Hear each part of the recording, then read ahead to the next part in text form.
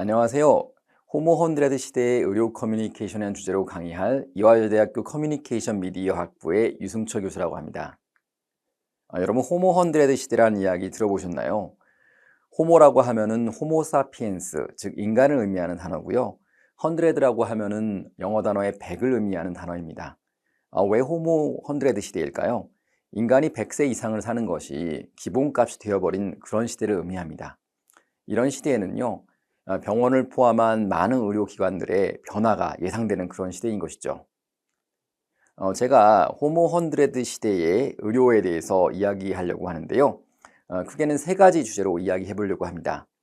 첫 번째 노인과 병원, 두 번째 의료 커뮤니케이션, 마지막으로 미래 병원은 어떠해야 될 것인가 라는 청사진을 가지고 미래 의료기관의 모습에 대해서 이야기해 보려고 합니다. K병원이라고 하죠. 한국의 병원은 정말 세계적으로 발전하고 있습니다. 보시면은 매년마다 월드 베스트 하스피틀이라는 세계 병원의 랭크를 뉴스윅이라는 매거진에서 집계를 하고 있는데요. 보시면 아시겠지만은 아산병원이 벌써 30위권 안으로 들어와 있고요. 또 한국의 많은 병원들이 100위권 또는 200위권 안에 포진되어 있는 것을 알 수가 있습니다. 세계의 수만 개의 병원 가운데서요, 이 상위권에 랭크된 한국 병원들이 상당히 많고 이 랭크는 매년 올라가고 있다는 것에서 상당히 고무적입니다. 이렇게 잘 나가고 있는 한국의 병원들, 무엇이 문제이고 어떻게 변화하고 있을까요? 자, 첫 번째로 병원이 가지고 있는 도전이 바로 공공재와 상업재에 관련한 문제입니다. 이게 무슨 문제일까요? 병원은 구분할 때는 비영리 기관으로 구분이 되어 있습니다. 당연합니다. 국가의 안전과 국민의 보건을 책임지고 있기 때문인데요. 하지만은 병원의 숫자가 급증하고 있습니다. 국내에만 해도 병의원들이 이미 7만 개 이상을 넘어가고 있고요. 이 많은 병원들이 경쟁적 관계를 이루다 보니까 상업재이라는 측면도 강조되고 있습니다. 그 이유는 병원이 생존하기 위해서는 적극적인 마케팅도 필요하고 또 환자 유치도 필요한 그런 상황이 된 것이죠. 국내 인구의 감소에 따라서 해외 환자를 유치하기 위한 노력도 이루어지고 있는데요. 그러면서는 글로벌 상업재가 되어가고 있는 그런 상황에 있다고 볼 수 있습니다. 자, 우리 병원 또 의료기관들의 가장 큰 이슈는 바로 노인과 외국인이 아닌가 합니다. 노인 인구가 급증하고 있고요. 또 내국인들은 정체되고 있지만은 외국인의 숫자는 늘어가고 있습니다. 그러다 보니까 노인에 특화된 서비스를 제공해야 되고 또 외국인을 만나기 위해서 영어나 기타 언어들을 구사할 수 있는 스태프들이 필요하기도 합니다. 앞서 병원의 공익성과 상업적인 측면을 이야기했는데요. 상업적인 측면이 왜 중요해지고 있는지에 대해서 조금 더 이야기해 보겠습니다. 흔히 병원 대폐업의 시대라고 합니다. 2021년 국정감사 공개 자료에 따르면 2021년 상반기 개업 대비 폐업률이 무려 333.3%를 기록하고 있다고 합니다. 이제는 이런 폐업들이 차차 늘어나고 있고요.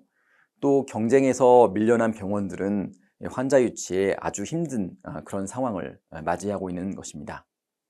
이런 대병원 폐업의 시대에서 병원이 생존하기 위해서는요, 단순히 좋은 의료 서비스를 제공하는 것을 넘어서 환자와의 관계를 더 좋게 만들고 또 적극적인 마케팅을 통해서 필요한 우리 서비스를 필요하는 환자를 유치하는 것이 상당히 중요해지고 있는 것이죠. 그래서 메디 마케팅이란 개념이 강조되고 있습니다. 메디 마케팅은요, 의료를 의미하는 메디와 그리고 마케팅을 의미한 마케팅을 결합한 그런 조어인데요. 마케팅이라고 하면은 마켓은 시장을 의미합니다. 또 우리가 영어에서 ing를 붙이면은 현재 진행형을 만드는 것처럼 시장을 현재 진행형으로 만드는 그런 것을 바로 마케팅이라고 합니다. 시장은 늘 변화하고 변화하는 시장 속에서 우리 병원이 어떻게 현재 속에서 성장하고 지속 가능할 수 있을지를 고민하는 그런 분야라고 할 수 있는 것이죠. 자, 그럼 첫 번째로 노인과 병원 문제를 깊이 있게 한번 이야기해 보겠습니다. 자, 우리 한국은 이미 초고령 사회로 진입한 상태입니다.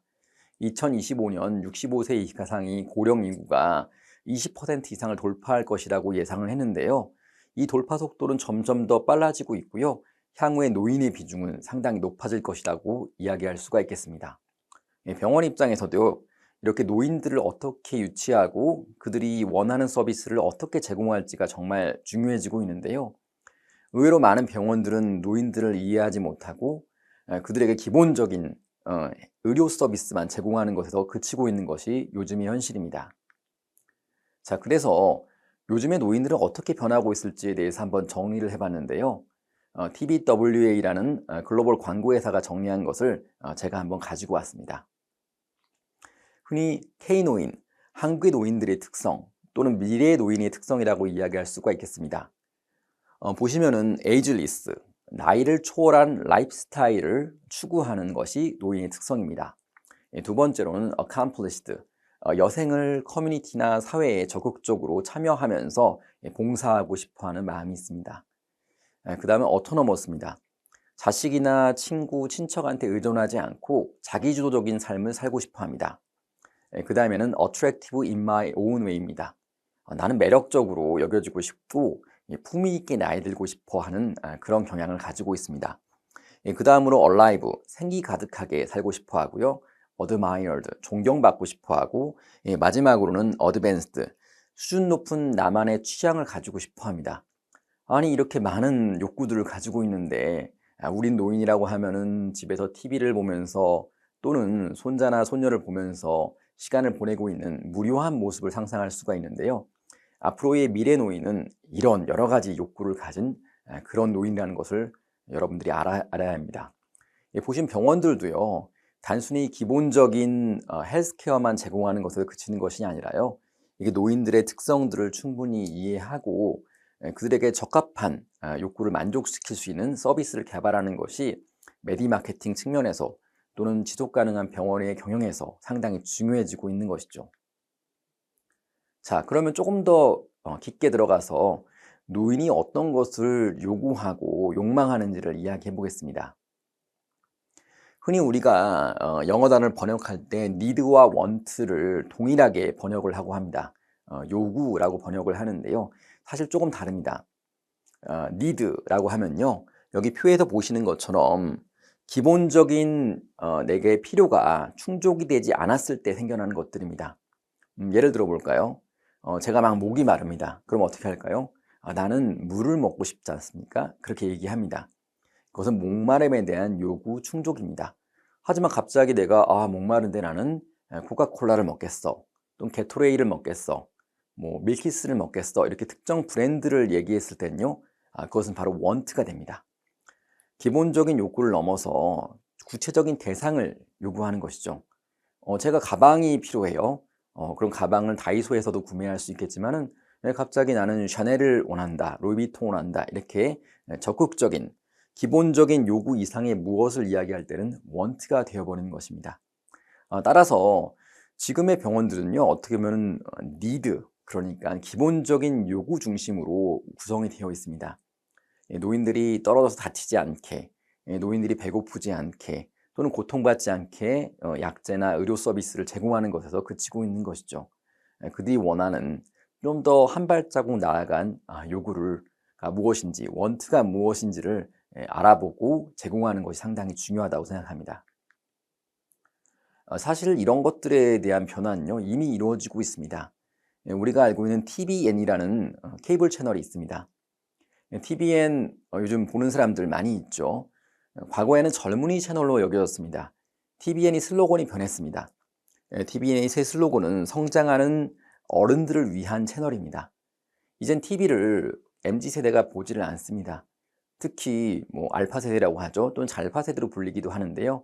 더 젊은 세대들은 TV의 존재 자체를 잘 인지를 못하는 경우도 있고요. 때로는 터치스크린인지 아닌지 이렇게 만져보기도 합니다. 이처럼 TV의 주 시청자가 중장년층 또는 노인층으로 바뀌면서 그들에게 적합한 슬로건을 개발한 것이죠. 이처럼 미디어도 변화하고 있고요. 병원도 이제는 변화할 타이밍이라고 생각합니다. 여러분들도 아마 뭐 대학 시절에 배웠을 또는 대학원 시절에 배웠을 기본적인 개념이 바로 매슬로우의 욕구 위계 이론입니다. 영어로는 Hierarchy of Needs라고 이야기를 하는데요. 보시면은 생리적인 욕구를 넘어서 그 다음에 안전의 욕구, 사랑의 욕구, 존경의 욕구, 자아 실현의 욕구로 이렇게 하위에서 상위로 올라간다는 욕구 실현의 단계를 의미합니다. 하지만 이런 욕구 실현의 단계가 요즘은 좀 바뀌고 있습니다. 왜냐하면은 하위에서 상위로 올라가는 것뿐 아니라요, 이 여러 가지 욕구를 동시에 요구하고 있는 것이죠. 또 이런 이야기가 있습니다. 세상에서 가장 무서운 것은 가난도 병도 걱정도 아니고 바로 생에 대한 권태이다라고 얘기를 했는데요. 우리가 잘 알고 있는 정치 철학자인 마키아벨리가 한 이야기입니다. 이런 욕구들을 다 통틀어는 것이 바로 콘텐츠에 대한 욕구, 권태롭지 않고 싶어하는 욕구라고 볼 수가 있는 것이죠. 이런 것들이 어떻게 발현되고 있을까요? 우리가 많이 보는 유튜브나 틱톡, 인스타그램 같은 콘텐츠들이 이 많은 것들을 동시에 제공하고 있기도 합니다. 사실 학생들 같은 경우에는요, 때로는 자기계발 콘텐츠를 하루 종일 보다가 연애 콘텐츠를 보다가 또는 음식에 대한 콘텐츠를 보는 등 이런 웨슬로우의 욕구 위계들을 동시에 추구하고 있는 상황입니다. 앞서 이야기한 것처럼 K노인의 욕망들이 상당히 다양해지고 있는데요. 이처럼 욕망이 다양한데 또 다양한 것을 동시에 추구하려고 하는 것이 요즘의 특성인 것이죠. 상당히 어렵죠. 그 다음에 노인들의 변화입니다. 노인들이 디지털 미디어의 중심이 되어가고 있습니다. 사실 한국에서 누가 가장 핸드폰을 많이 쓸까요? 네, 아마 중장년층이 아닐까 합니다. 실제로 조사 결과에 의하면요, 5, 60대가 그 60% 정도가요, 하루에 3시간 이상 스마트폰을 활용하고 있습니다. 보시면 3시간에서 5시간 활용하는 사람이 47%에 육박하고요. 5시간 이상 활용하는 사람도 13%에 육박하고 있습니다. 저희 부모님도 이제는 70이 넘으셨는데요. 핸드폰 활용하고 핸드폰을 통해서 여러 가지 메시지를 저에게 보내곤 합니다. 특히 영상 미디어, 유튜브와 같은 영상 매체 소비가 상당히 늘어가고 있다고 볼 수가 있는 것이죠. 이런 상황에서 우리가 어떻게 노인들에게 접근할 수 있을지, 과거에는 신문, 잡지, TV 이런 것들로 이제 전달을 했지만은 보다 디지털 미디어를 중심으로 소비자와 노인 소비자와 소통할 수 있는 것이 중요해지고 있다고 볼 수가 있는 것입니다. 자, 그 다음에는 의료 커뮤니케이션, 메디 커뮤니케이션에 대해서 이야기해 보겠습니다. 앞서서 메디 마케팅 이야기를 했는데요. 메디 커뮤니케이션은 메디 마케팅보다는 좀 더 많은 영역, 좀 더 넓은 영역을 다루고 있다고 할 수가 있겠습니다. 의료기관과의 소통, 의료기관 내에서의 소통, 또는 의료기관과 소비자의 소통 전체를 아우르고 있다고 볼 수가 있는데요. 그래서 메디 커뮤니케이션이 때로는 광고나 마케팅이 될 수도 있지만요. 때로는 조직 내에서 여러분들이 아마도 보건소나 또는 대형 종합병원에 근무하고 계신 분들이 많이 있을 텐데요. 간호사와 의사의 커뮤니케이션, 병원장과 스태프들의 커뮤니케이션, 또는 병원의 스태프들과 환자의 커뮤니케이션 전체를 아우르고 있는 아주 포괄적인 개념이라고 볼 수가 있는 것입니다. 자, 우선 메디 커뮤니케이션 이야기하기 전에 커뮤니케이션이 뭔지 한번 이야기해 보려고 하는데요. 커뮤니케이션의 어원은 커뮤너스라는 라틴어에서 왔습니다. 커뮤너스는 공유라는 의미를 가지고 있는데요. 수신자와 송신자, 송신자는 메시지를 발신하는 사람이고요. 수신자는 메시지를 받는 사람인데요. 두 사람 사이에서 이렇게 공유 분모를 제대로 많이 가진 것이 바로 커뮤니케이션입니다. 그럼 미디어는 뭘까요? 커뮤니케이션을 할 때 대면으로 직접 만나서 커뮤니케이션 하기도 하지만은 어떤 매체, 이게 디지털일 수도 있고 전통 매체일 수도 있을 텐데요. 매체를 통해서 커뮤니케이션을 하는 것을 흔히 미디에이티드 커뮤니케이션, 매개된 커뮤니케이션이라고 합니다. 우리가 사실 대면으로 커뮤니케이션이 하는 게 가장 효과적이고 아주 많은 정보를 전달할 수 있지만요. 사실상 이런 것들이 불가능한 경우가 많습니다. 그래서 병원에서는 원내에서 많은 디지털 스크린들을 걸어놓고 소통을 하기도 하고요. 또는 모바일로 정보를 전달하기도 합니다. 대면이 좋지만은 이제는 비대면으로 변화하고 있고 비대면 환경에서 어떻게 효과적으로 커뮤니케이션 할지를 고민해야 될 시점입니다. 그래서 제가 굿 커뮤니케이션이라고 하고 이렇게 퀘스천 마크를 해놨는데요. 우리 환경에서 디지털로 변해야 하는 이런 환경에서 어떤 것이 좋은 커뮤니케이션 또는 효과적인 커뮤니케이션인지 고민해야 되는 그런 시점이 된 것이죠. 제가 2019년이죠. 그때 세계에서 가장 유명한 암 병원이라고 하는 MD 앤더슨 암 병원에 다녀왔습니다.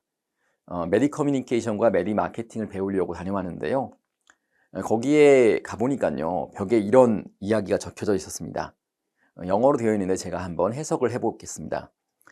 Humans cannot live without hope. 인간은 희망 없이 살 수가 없습니다. Hopelessness is the greatest trauma a person has to suffer. 희망 없음이야말로 인간이 겪어야 될 가장 치명적인 트라우마입니다. 라고 이야기하는데요. 병원은 단순히 환자를 살려놓는 기관이 아니라 환자에게 희망을 주는 기관이어야 한다라는 그런 중요한 내용을 담고 있습니다. 실제 그렇습니다. 이 많은 환자들이 병원에서 진통제를 맞으면서 죽지 못해 살아가고 있는 환자들도 상당히 많이 있는데요. 이걸 넘어서 환자들에게 행복과 안정감과 나아가서 희망을 줄 수 있는 그런 조직이 되는 것이 병원의 미래 모습이 아닌가 합니다. 실제 미국의 여러 병원들은요, 이런 것들을 이미 인지를 하고 여러 가지 프로그램들을 개발하고 있기도 합니다. 국내의 선두권 병원들도 이런 것들을 활용하고 있다고 들었는데요. 보시면은 이 미국의 한 병원 같은 경우에는요, 이 선망을 가지고 있는 환자에게 어떻게 이 사람을 치료할까를 고민하다가 스토리텔링 시스템을 도입을 했습니다. 보시면은 스토리텔러가 나와서 선망 환자에게 여러 가지 재미있는 이야기 또는 의미 있는 이야기를 하고요. 이 환자는 이걸 통해서 과거의 기억들을 살려내고 또 재미있는 생각들을 하고 나아가서는 병을 치유할 수 있다는 희망을 가지게 된다는 그런 프로그램입니다. 여러 병원들에서는요, 이제 임종을 앞둔 환자들에게 음악을 연주해 주거나요, 또 재미있는 이야기를 해주거나 또 친구들과 파티를 해주기도 합니다. 이처럼 병원이 가지고 있는 모습이 과거의 모습과 현재의 모습 또 미래의 모습이 달라지고 있다는 것을 알 수가 있는 것이죠. 병원은 크게 변화하고 있습니다. 가장 큰 변화가 바로 미디어타이제이션이라고 하는데요. 미디어타이제이션이라고 하면 한글로 만물의 미디어화입니다. 만물이라고 하면 여러 가지 걸 포함하겠지만은 공공기관, 상업조직, 나아가서 비영리 단체로 분류되고 있는 병원도 미디어화되고 있습니다. 여기 보면은 아주 잘생긴 의사가 있는데요. 닥터 마이크라는 친구입니다. 세계에서 가장 유명한 의사라고 불리고 가장 잘생긴 의사라고 불리는데요. 수백만 명의 팔로워들이 항상 이 사람과 소통을 하고 있습니다. 이처럼 이 닥터 마이크라는 한 인물이 특정 대형 병원의 그런 커뮤니케이션 인플루언스, 커뮤니케이션 역량을 넘어가는 경우도 생겨나고 있는 것이죠. 그리고 병원이 아닌 기관들도 의료 건강 콘텐츠에 관심을 많이 가지고 있다는 것에서 흥미로운 트렌드가 일어나고 있습니다. 여러분 아마 나는 자연이다 같은 건강 자연 다큐들을 많이 보실 텐데요. 이런 것에 보면은 사실상 메인 콘텐츠는 어떻게 건강한 음식을 먹을지, 건강한 라이프 스타일을 찾아갈 수 있을지에 대한 이야기를 상당히 많이 하고 있습니다. 이제는 병원뿐 아니라 다른 조직들, 다른 콘텐츠들도 건강과 의료를 다루고 있는 것이죠. 또 우리가 알고 있는 병원들의 인테리어나 엑스테리어도 상당히 바뀌고 있습니다. 보다 건강한 라이프 스타일을 이제 살아갈 수 있는 그런 외장, 내장을 만들어가고 있는 것이죠. 따라서 건강한 라이프 스타일을 가지고 싶어하는 소비자의 니즈와 그리고 병원의 변화들, 이런 것들이 함께 일어나고 있다고 볼 수가 있는 것입니다. 이제 의료에서 미디어 영향은 무시할 수가 없습니다. 특히 인플루언서의 영향은 상당한데요. 보시면 약투버라고 하죠. 약사 유튜버들이 특정 제품들을 추천하게 되면요, 그 제품들이 그 다음 날에 동나버린 경우가 상당히 많이 있습니다. 특히 건강정보 검색을 위해서 유튜브와 같은 비디오 플랫폼을 이용하는 경향성이 상당히 높아지고 있는 것이죠. 또는 특정 질환이 있어서 병원을 검색할 때도요, 비디오에 검색을 하고 인플루언서의 이야기를 듣는 것도 이미 정형화되어 있는 그런 서치 트렌드라고 볼 수가 있겠습니다. 그래서 병원들은 미디어의 영향에 놓여 있고요, 미디어에서 영향력을 가지기 위해서 노력을 상당히 하고 있는 것이죠. 이제 병원의 여러 스태프들도 인플루언서 또는 미디어타이제이션의 한 요소가 되어가고 있습니다. 여러분이 아마 인스타그램이나 이런 곳에서 간호사그램 이런 걸 검색하시게 되면요, 수많은 간호사들이 자기 콘텐츠를 인터넷상에 공개를 하고 있기도 합니다. 뭐 좋은 측면도 있고 부정적인 측면도 있는데요. 부정적인 측면이라고 보면은 언제나 병원에게 이런 공개된 콘텐츠가 위기 요소로 작용할 수 있다는 부정적인 측면도 있고요. 긍정적인 측면이라고 보면은 병원의 스태프들이 보다 더 인간적인 모습으로 환자와 소통할 수 있다는 면에서 긍정적이기도 합니다. 부정적인 이야기를 잠깐 말씀드렸는데요. 보시면은 말기 암에 있는 환자들이 본인이 이제 죽음을 목도하기 전이면서도 비디오로 브이로그를 찍어서 올리는 경우가 많아지고 있습니다. 또는 어떤 의사들 같은 경우에는 병원에서 집도할 때 이것을 영상으로 찍어서 유튜브나 비디오 플랫폼에 이걸 공유하는 경우도 생기고 있습니다. 정보의 공개성이라는 의미에서 뭐 나쁘지 않다고 볼 수도 있겠지만요. 특정 사람에 대한 프라이버시 문제 또는 잔혹한 콘텐츠가 주는 영향력 이런 것들은 상당히 부정적인 의미를 가지고 있다고 볼 수가 있는 것이죠. 미디어타이제이션, 인플루언서, 미디어 영향력 이런 이야기를 좀 드렸는데요. 그러면 이렇게 변화하는 미디어 폭증의 시대에 우리 병원이 어떻게 살아갈 수 있을까요? 바로 브랜드입니다. 브랜드라고 하면은 많이 들어보셨겠지만은 노르웨이어인 브랜다에서 왔습니다. 브랜다라고 하면은 이렇게 소 같은이나 뭐 돼지나 이런 가축들에다가 인장을 찍는 것을 의미하는데요. 그래서 이 인장이 찍히면은 이것은 나의 소, 나의 말, 뭐 나의 돼지 이렇게 분류로 할 수 있는 분류 체계가 바로 브랜드입니다. 이런 과거의 브랜드의 개념이 이제 옷이나 기타 뭐 병원들까지를 포함하는 수많은 요소들에 다 적용이 되고 있는 것이죠. 여러분의 병원은 브랜드가 있는 병원인가요? 네, 상당히 어려운 질문입니다. 또는 여러분의 보건소는 브랜드가 있는 보건소인가요? 또는 사람들이 전혀 가까워서 쉽게 접근하는 그런 병원은 아닌가요? 한번 고민이 될 요소입니다. 우리 병원이 경쟁력을 갖추기 위해서는요, 브랜드가 된 병원이 될 필요가 있는 것이죠. 이 사람들은 사실 어떤 팩트, 사실을 인식하는 것이 아니고요, 심리학적으로 변형된 것들을 이걸 지각이라고 부르는데요, 지각적으로 인식을 하게 됩니다.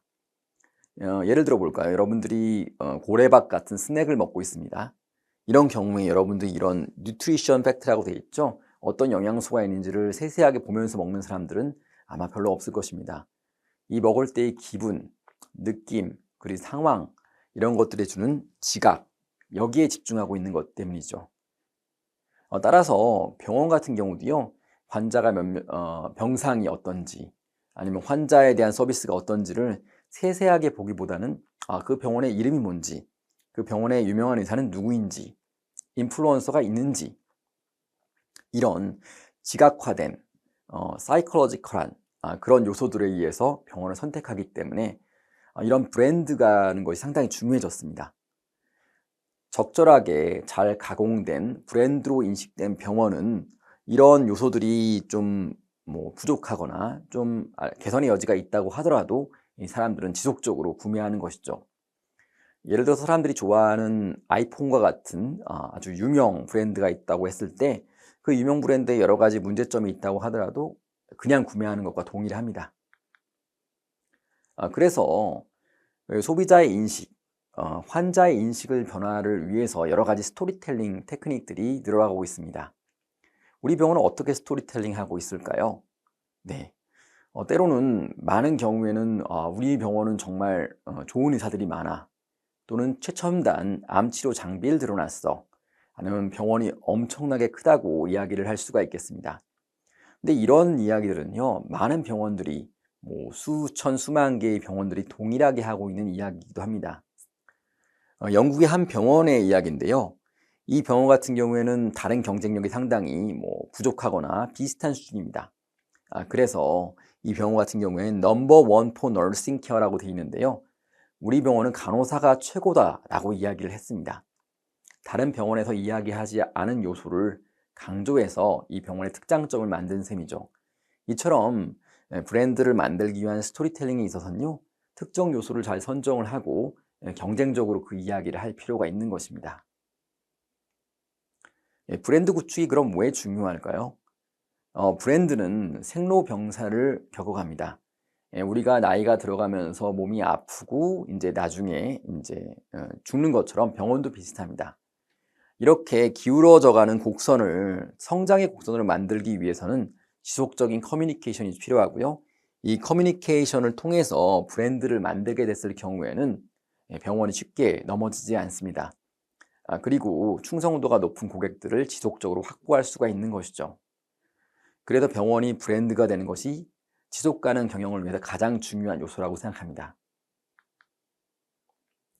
흔히 EC=MC라는 이야기를 많이 합니다.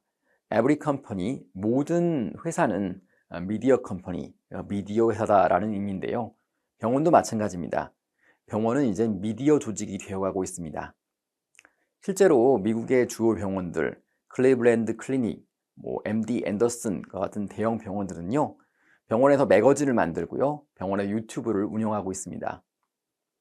이를 통해서 병원의 홍보를 넘어서 국민 건강에 도움이 되고 있는 것이죠. 실제 미디어가 된 병원이라는 것은 상당히 중요합니다.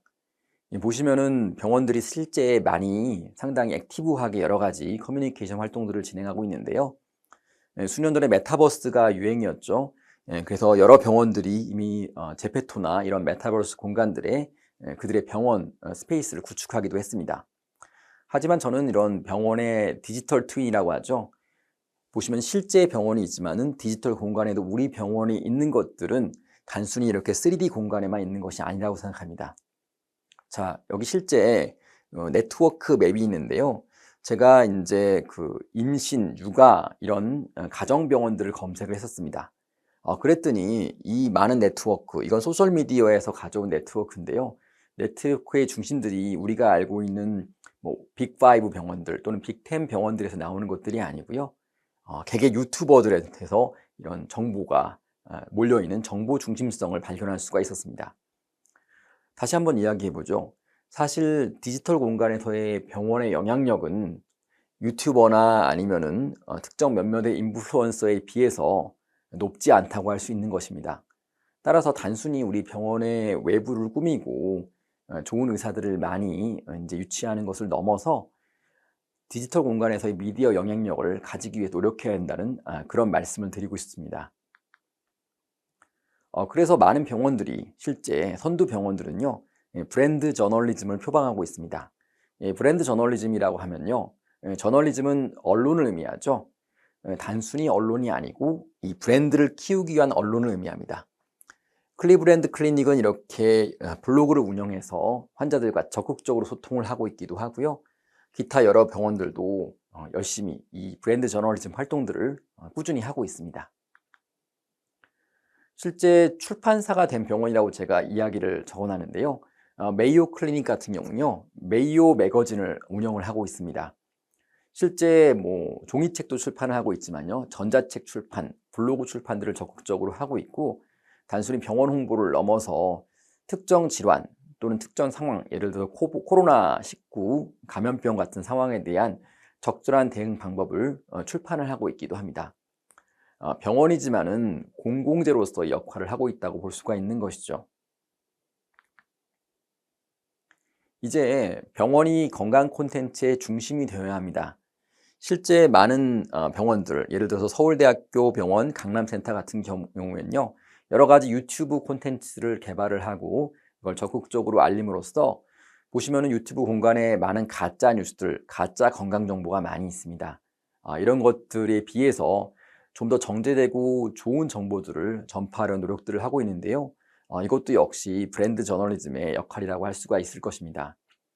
물론 소비자한테 건강 정보에 대한 효용을 전달하는 것을 넘어서 이걸 보고서 소비자들의 입장에서는 이 병원은 정말 좋은 일을 많이 하고 좋은 건강 정보를 유통하고 있구나라 생각하고 이 병원에 내원할 수가 있게 되는 그런 구조의 홍보 효과도 있는 것이죠. 보면은 많은 병원들을 넘어서 언론기관도 브랜드 저널리즘에 상당히 적극적입니다. 보시면은 헬스조선 같은 경우에는요, 암이랑이라는 사이트를 론칭을 했습니다. 암과의 동행이라는 슬로건을 가지고 있는데요. 왜 이런 언론사가 암에 대한 정보를 이렇게 유통하고 있을까요? 당연합니다. 병원들이 스폰서가 되어서 광고를 유치할 수가 있는 것이고요. 암이란 분야에서 상업적, 비상업적인 전문성을 가지고 있을 수 있는 그런 강점이 있기 때문입니다. 실제로 뉴욕타임즈와 같은 세계적 언론조차도 헬스 정보를 가지려고 노력을 하고 있고요. 실제 많은 수익들을 건강 정보에서 얻고 있기도 합니다. 자, 그럼 마지막으로 미래 병원은 어떠해야 될 것인가? 미래 의료기관의 청사진을 한번 이야기해 보겠습니다. 우리가 흔히 스테이크홀더, 이해관계자라고 하는데요. 이해관계자는 단순히 고객을 넘어서는 개념입니다.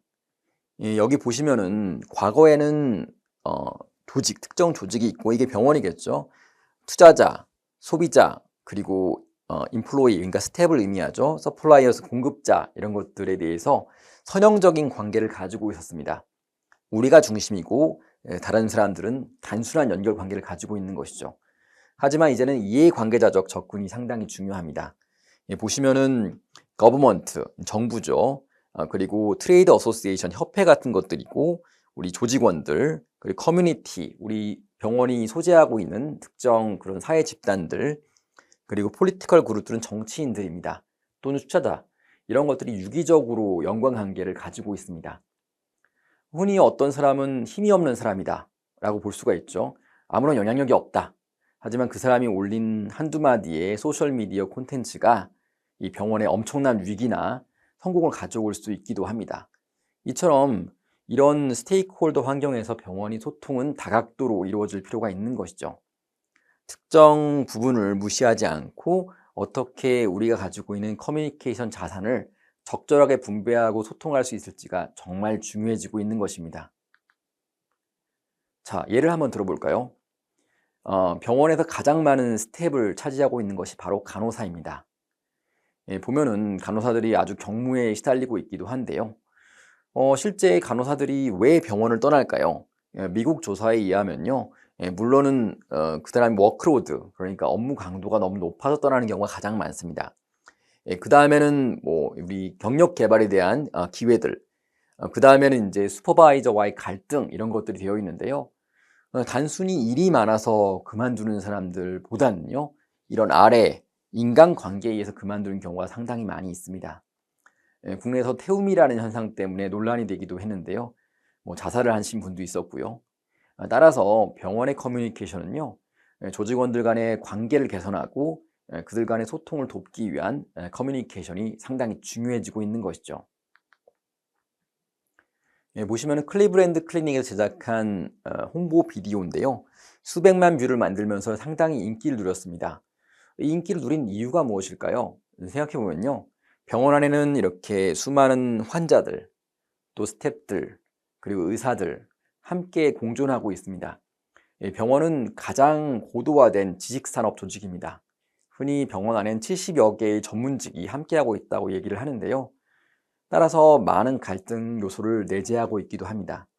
이 갈등들을 풀어가고 원만하게 소통하기 위해서는 서로에 대한 이해가 상당히 중요한데요. 이 비디오는 그런 이해의 중요성을 다루고 있습니다.